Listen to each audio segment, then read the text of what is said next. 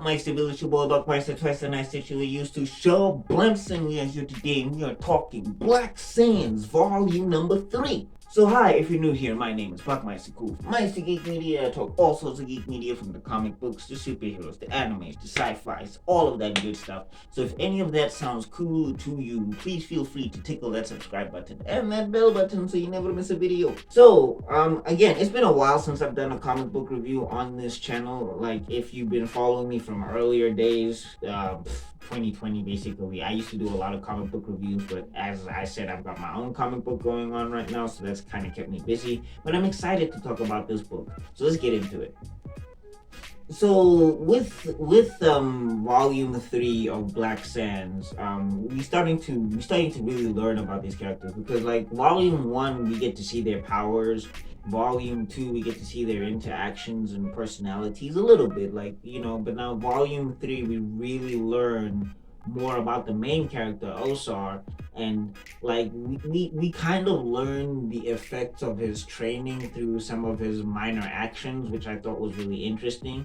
Like, again, he's a very fierce and protective character. You know, he's very protective of things that are important to him, but it can also lead to some sort of, what's the word? What's that word where authoritarian? There we go. Totalitarian. One of those. My English bundles are finishing.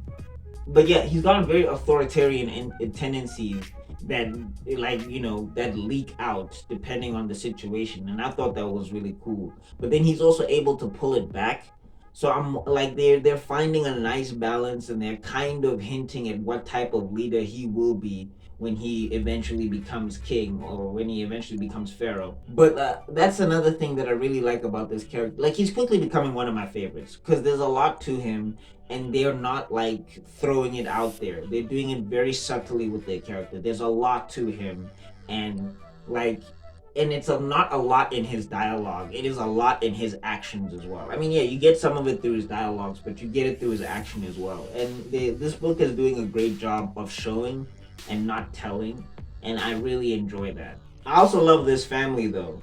Like, the only thing that's kind of crazy about it though is that, like, they are like 12, 13, 14 years old, and they apparently are stepping headfirst into a war shonen style. And it's kind of strange, because I mean, the more I think about it, I'm just like, yeah, in volume 1 his dad specifically tried to keep him in the city, because, like, yeah, you're supposed to stay in the city, you're a kid, you broke rules, and you're on house arrest. And Osar and crew said, we don't care about that. Team Osar was just like, we out of here. And now they're headfirst into a war, and some of these kids ain't battle tested. Like, they just getting into fights now, and it's just like, okay, huh? I thought the Spartans were ruthless. Jeez. But hey, they hold their own. All of the characters know how to fight. All of the characters hold their own pretty well. It was just like, I didn't understand, or I didn't expect that these kids would get thrown into a full-scale invasion of a city. It was just it was very jarring for me.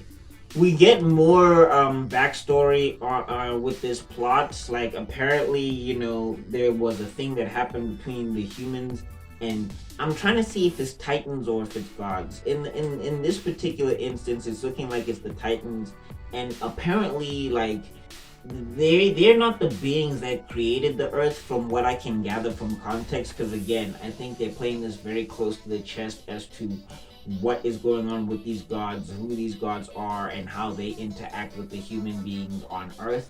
I think, like, Black Sands is kind of leaning more into kind of like, because there's this conspiracy theory going around that aliens were here years ago, eons and eons ago, and the Egyptians still built the pyramids, but they built the pyramids because of the aliens type of thing. Or like Stonehenge was built because the aliens needed people to build Stonehenge.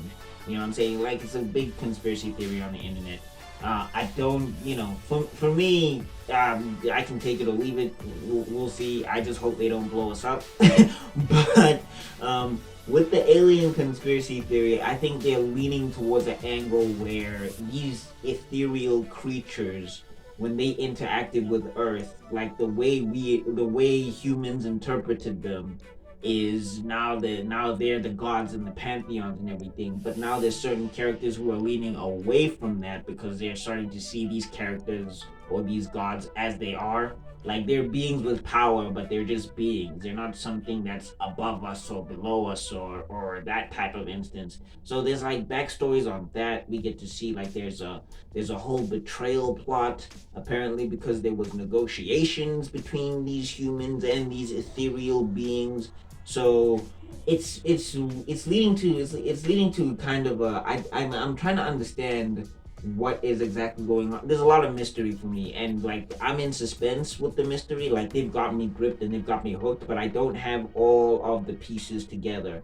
And I guess I just gotta read more to find out, which means that I gotta pay my $5 for the Patreon. Damn, I need to start making money. But yeah, overall, this series is really good. Like, I really like. I'm looking forward to the animation of it. I'm looking forward to how they're going to, carry the story, forward and all of that stuff. Like, again, I've been quite a follower of Black Sands for like 2-3 years now, and it's definitely something that you should get into, personally speaking, and not as a black thing. I know because that's going to be a big thing, but the way that they write it, I know the way that Manuel Godoy promotes it because he has to promote it that way because that's just the way it's going to work. But the way he writes it, this is a story for anybody who's interested in that type of thing. This is a story for anybody and everybody. So I would definitely suggest picking up a copy of it as soon as you can. If you can get it from Amazon, I'll leave links in the description down below if they have it, or I'll leave a link to the Patreon because I definitely know they have it on the Patreon there. And then you can definitely join that Patreon and get yourself a bunch of books there because they do digital downloads and all of that stuff.